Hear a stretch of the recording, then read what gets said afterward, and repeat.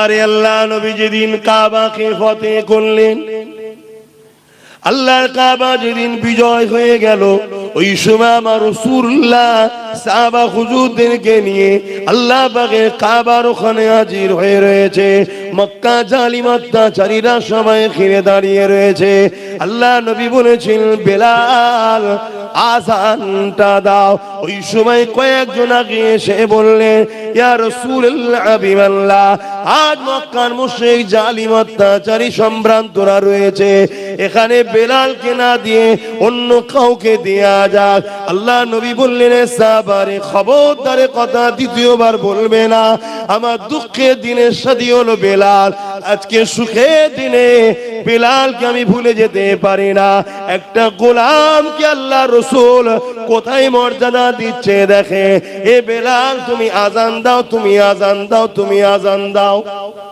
আরে আমরা অনেক সময় করে ফেলি, কোন বড় অনুষ্ঠানে দেখবেন সারা জীবন যে আমার ছোটখাটো মজলিসে কেরাত দিয়ে শুরু করলো, কি আজান দিত, একটা বড় প্রোগ্রাম হলে তখন স্পেশাল কারিকে দিয়ে উদ্বোধন করায়।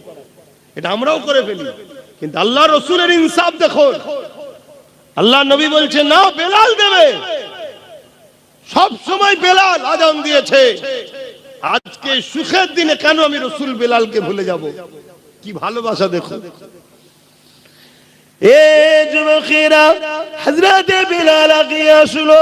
আল্লাহ নবী বলতে লাগলেন, বেলাল আযান দাও।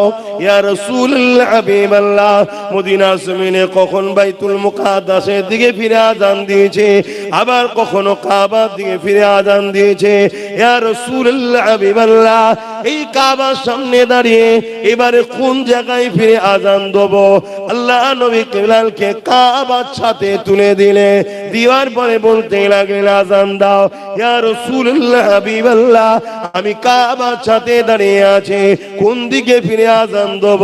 আল্লাহ নবী বলেছিলেন, বেলাল রে, কাবার কাবা তোমার রাসূলের দিকে মুখ করে আযান দাও। আরো জোরে বলুন সুবহান।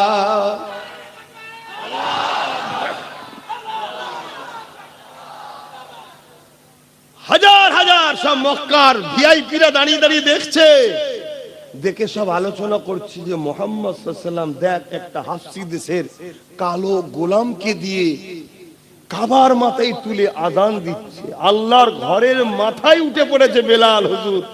কিসের বাদাউলতে? মুহাম্মদ সাল্লাল্লাহু আলাইহি ওয়াসাল্লামের গোলামির পাওয়ারে। জোরে বলুন সুবহানাল্লাহ। এ যুবক, তোমরা আমার নবীর গোলাম হয়ে যাও। আল্লাহ তোমাকে কোথা থেকে কোথা নিয়ে যাবে তুমি ভাবতে পারবে না। এমন কোন রাত যেন তোমার না যায় নবীর উপরে দরুদ পড়ে তুমি ঘুমাচ্ছ না। মনে থাকবে তো? যখনই একা হবে তুমি মিস করো, স্মরণ করো তোমার নবীর কথা। যাহারে সারা জীবন নবী আমার আমাদের জন্য কেঁদেছে, আজও নবী আমার রওজা মোবারকে আমার আপনার জন্য কাঁদতেছে। এইভাবে তুমি স্মরণ করো, আল্লাহ নবী আমাদেরকে কত পিয়ার করেছে, আল্লাহ নবী আমাদেরকে কত ভালোবেসেছে, সারা জীবন নবী আমাদের জন্য কেঁদেছে। হে যুবকেরা, তরুণেরা, বাপেরা, আজও নবী আমাদের জন্য কাঁদতেছে। আল্লাহ নবী ইনসাফের জন্য কত কষ্ট করেছে, আল্লাহ নবী ইনসানিয়াতের জন্য কত কষ্ট করেছে, আল্লাহ নবী ন্যায়কে প্রতিষ্ঠিত করার জন্য কতটা কষ্ট করেছে। এইগুলোকে তুমি স্মরণ করো। সেই নবীর উম্মত হয়ে আমি গান শুনতে যাব না, সেই নবীর উম্মত হয়ে আমি ফাংশনে যাব না, সেই নবীর উম্মত হয়ে আমি পরের হক মারব না, সেই নবীর উম্মত হয়ে আমি শরাব পান করব না, সেই নবীর উম্মত হয়ে নবী যেটা নারাজ করে ওই কাজ আমি করব না। আমার নবীর দুশমন যারা, তাদের সঙ্গে আমরা দলও করব না। এইভাবে নিজেকে নিজে বুঝাও, নিজেকে নিজে পরিবর্তন করো যে আমার উচিত নবীর দ্বীনের প্রতিষ্ঠান, মসজিদ, মাদ্রাসা, কবরস্থান, ঈদগাহ, ওয়াকফকে বাঁচানো। তা না করে যে মিটাতে চাইছে তাদের সঙ্গে সাথ দিতে পারবো না। এইভাবে নিজেকে নিজে বোঝাও, শুধু পরিবর্তন হবে তা নয়। এই যুবক যুবকেরা তরুণেরা, আল্লাহ পাক তোমাকে একটা রুহানি ক্ষমতা দেবে, ইমানি ক্ষমতা দেবে। আজকে যে তোমার উপরে জুলুম করছে, মনে রেখে দিও কাল তোমাকে সে দেখে ভয় খেয়ে অন্য দিক দিয়ে ঘুরে ঘুরে যেতে থাকবে। অথচ সারা জীবন নবী আমার তোমার আমার জন্য কেঁদেছে। আজ রওজা মুবারকে রাসূলুল্লাহ কাঁদতেছে। এ যুবক শুনে রেখে দাও, যেদিন আল্লাহ পাক কিয়ামত ঘোষণা করে দেবে, হযরত জিবরাইল আলাইহিস সালাম কে আল্লাহ পাঠাবে। এ জিবরাইল দুনিয়া জমিনে গিয়ে আমার হাবিবকে যে উঠিয়ে নিয়ে আসো।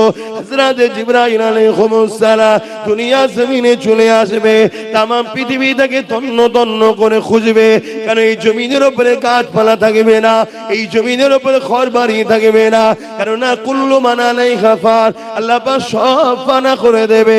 এ আমার রাসূলুল্লাহ কোন জায়গায় রয়েছে? হযরত জিবরাইল আলাইহিস সালাম খুঁজে পাবে না, আল্লাহ পাককে জমিন থেকে আওয়াজ দিতে লাগবে, ও রব্বি আল্লাহ পাক, আপনার হাবিব কোথায় রয়েছে? আমি জিবরাইল খুঁজে পাচ্ছি না। আল্লাহ পাক বলতে লাগবে, জিবরাইল রে, দুনিয়ার জমিনে কান লাগিয়ে লাগিয়ে শোনো, যে জায়গা থেকে দেখবে কান্নার আওয়াজ আসছে, ওই জায়গাতে আমার হাবিব তিনার গুনাহগার উম্মত উম্মতিদের নাজাতের জন্য কাঁদতেছে। আরো জোরে বলুন সুবহান। অথচ আল্লাহ নবীর এমন দিন গেছে, নবী আমার পেটে পাথর পর্যন্ত বেঁধে নিয়েছে। একদিন নয়, দুদিন নয়, তিনটে পাথর বেঁধেছে। অথচ যিনাকে আল্লাহ পাক কুল কায়নাতের মালিক করেছে, দুনিয়া আজও তুমি আমি যা খাই। এ যুবকেরা মন দিয়ে শোনো গো, দুনিয়ার কাছে আমি চ্যালেঞ্জ দিচ্ছি, চ্যালেঞ্জে আসো। দুনিয়াকে আমি চ্যালেঞ্জ দিচ্ছি, চ্যালেঞ্জে আসো।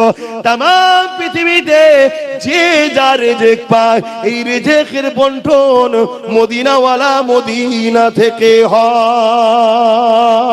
অবশ্যই রিজিকের মালিক হলেন আল্লাহ, কিন্তু আল্লাহ পাক আমার রাসূলকে বন্টনকারী করেছে। আল্লাহ পাক সেখানে পাঠায়, সেখান থেকে কায়নাতে বন্টন হয়। তাহলে বলো তো দেখি, সেই নবী পাক 3 দিন পেটে পাথর বেঁধে কাটিয়েছে। নবী পাকের দরবারে একজন গরীব এসেছে, ইয়া রাসূলুল্লাহ হাবিবাল্লাহ, আমার 2 দিন খাওয়া হয়নি। আল্লাহ নবী 3 দিন খাওয়া হয়নি, সে বলছে 2 দিন খাওয়া হয়নি। আল্লাহ নবী তাকে বলেন আমার 3 দিন খাওয়া হয়নি। নবী তাকে সাথে করে নিয়ে নিজের কলিজার টুকরি বেটি ফাতেমার ঘরে গেছে। ফাতেমাকে গিয়ে সালাম দিয়ে বলতে লেগেছে, এ ফাতেমা রে, তোমার ঘরে কি কিছু খাবার আছে? একজন গরিব এসেছে, যা 2 দিন খাওয়া হয়নি, তোমার কি ঘরে কিছু রয়েছে? হযরত ফাতেমা বলতে লাগলে, ইয়া রাসূলুল্লাহ হাবিবাল্লাহ, আব্বা জান আপনি বসে, আমি খাবারের ব্যবস্থা করে দিচ্ছি। আল্লাহ নবী বসলেন।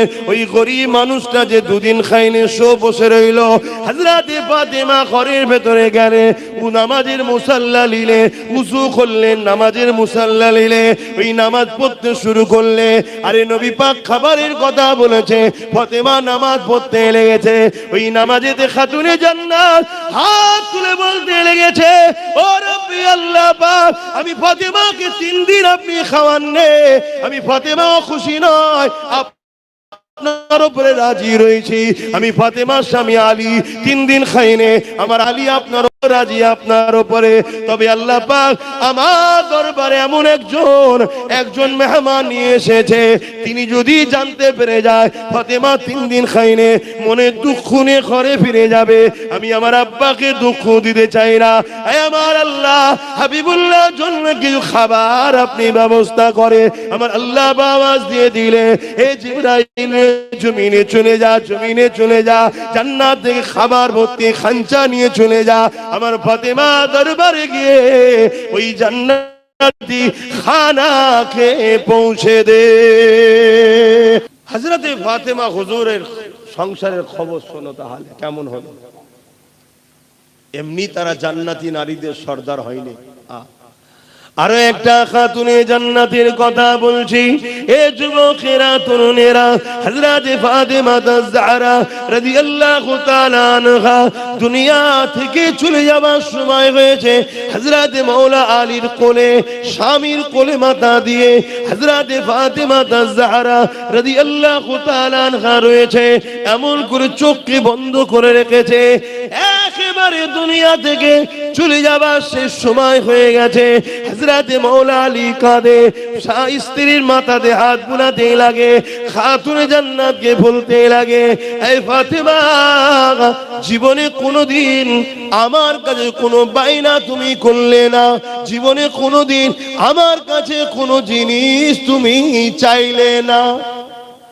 হযরত ফাতেমা আয-জাহরা রাদিয়াল্লাহু তাআলা আনহাকে যখন হযরত মাওলা আলী বারবার বললে, এ ফাতেমা, মনের বড় ইচ্ছা, একটা তো কিছু আমার স্ত্রী আমার কাছে চাইবে। হযরত ফাতেমা হুজুর মুচকে এসে বললেন, আপনি যখন চান আপনি আমার স্বামী হন, আপনার খুশির জন্য আমি ফাতেমা আপনার কাছে একটা আপেল খেতে চাইছি, সেব খেতে চাইছি। এ নজওয়ানেরা, আমার আম্মা জানেরা, আমার বোনেরা, এ দুনিয়া দুদিনের, কিন্তু আখিরাতকে হারিয়ে, সংসার করো আখিরাতকে হারিয়ে নয়, কারবার করো আখিরাতকে হারিয়ে নয়, রাজনীতি করো আখিরাতকে হারিয়ে নয়, রাষ্ট্রনীতি করো আখিরাতকে হারিয়ে নয়, মানব বন্ধন করো আখিরাতকে হারিয়ে নয়, সম্প্রীতি করো আখিরাতকে হারিয়ে নয়। আজ কিছু মুসলমান আছে সম্প্রীতির নামে গায়রুল্লাহর কাছে গিয়ে মাথা নত করছে। আজ কিছু মুসলমান আছে সম্প্রীতির নামে গায়রুল্লাহর উৎসবে চলে যাচ্ছে। এ যুবকেরা, গায়রুল্লাহ তাবেদারি করতে লেগেছে। এটাকে সম্প্রীতি বলে রে, এটাকে ভণ্ডমি বলে।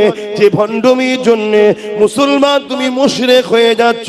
কিন্তু মনে রেখে দিও, ইসলাম সম্প্রীতি করার অধিকার দিয়েছে, ইজাজত দিয়েছে, কিন্তু সম্প্রীতির নামে আল্লাহ দ্রোহী হয়ে যেও না, ইসলাম থেকে বেরিয়ে যেও না। আসেন এই কথাটা বলে সংক্ষেপ করব। নামাজের ব্যাপার রয়েছে। হযরত খাতুনে জান্নাত ফাতেমা আয-জাহরা হুজুর যখন বলে দিলেন, হযরত মাওলা আলী বড় খুশি হয়ে খাতুনে জান্নাতের মাথা মোবারককে, স্ত্রীর মাথাকে স্বামী মাওলা আলী কোলে থেকে নেবে তাকিয়াতে দিয়ে বালিশের উপরে দিয়ে এমন করে রওনা দিয়েছে। বাজারে গিয়ে একটা আপেল কিনেছে, সেব কিনেছে। এত কম পয়সা ছিল, একটাই মাত্র কেনার মতো অর্থ ছিল। ওই পয়সা দিয়ে কিনে নিয়ে যখন রওনা দিয়েছে, কয়েক কদম আসার পরে এক মুসাফির ক্ষুধার্ত গরিব আটকেছে। ও নবীর জামাতা, ও হযরত মাওলা আলী, এ আলে বায়াত মাওলা আলী, আমি বড় ক্ষুধার্ত, তোমার হাতের আপেলটা আমাকে খেতে দাও। পরীক্ষা শুরু হলো আল্লাহ। শুনছেন? আল্লাহর পরীক্ষা শুরু হয়ে গেল। এ নজওয়ানেরা, হযরত মাওলা আলী মনের মধ্যে হচ্ছে, আরে জীবনের প্রথম আমার ফাতেমা, আমার স্ত্রী আমার কাছে একটা আপেল খেতে চেয়েছিল। এদিকে এই গরিবটা আমার ক্ষুধার্ত চাইছে। দিনের মনের মধ্যে তুফান চলতে লেগেছে। ফাতেমাকে দ্বিতীয় কিনে দিবার মতো অর্থ পয়সা নাই। আরে আল্লাহ আমাকে গাড়ি দিয়েছে, বাড়ি দিয়েছে, কিনা দিয়েছে, তাদের উসিলাতে পেয়েছি। কমসে কম ইসলামের যদি উপকার করতে না পারো, যুবকরে ক্ষতি করো না, আর ক্ষতিকারকদের সঙ্গে দলটা করো না। এই যুবকেরা, তরুণেরা, বাঁচাবার জন্য বলছি, লিবার হাই নেবে না, নিবার হাই নাও নেবে, জবাব আল্লাহর কাছে দেবে। হযরত ফাতেমা আয-জাহরা রাদিয়াল্লাহু তাআলা আনহার কথা বারবার মনে পড়ে। হযরত মাওলা আলী শত শেষে ফয়সালা করে ফেললো। ওই ফলটাকে নিয়ে চোখ ভরা পানি নিয়ে ওই গরিব মুসাফিরকে দিয়ে দিল। এই যুবকেরা, তরুণেরা, ভাইরা মন মরা করে চোখ ভরা পানি নিয়ে হযরত ফাতেমা হুজুরের কাছে হযরত মাওলা আলী এসে হাজির হয়ে যায়। হযরত ফাতেমা হুজুর হযরত মাওলা আলীকে দেখে হাসে আর মুচকে মুচকে বলে, আমার প্রাণের স্বামী রে, ফলটা যদি আমাকে খাওয়াতেন আমি খুশি হতাম, আপনি খুশি হতেন, কিন্তু গরিবকে ফল দেওয়ার জন্য আমার আল্লাহ আমার আপনার উভয়ের উপরে খুশি হয়েছে। আরো জোরে বলুন সুবহান।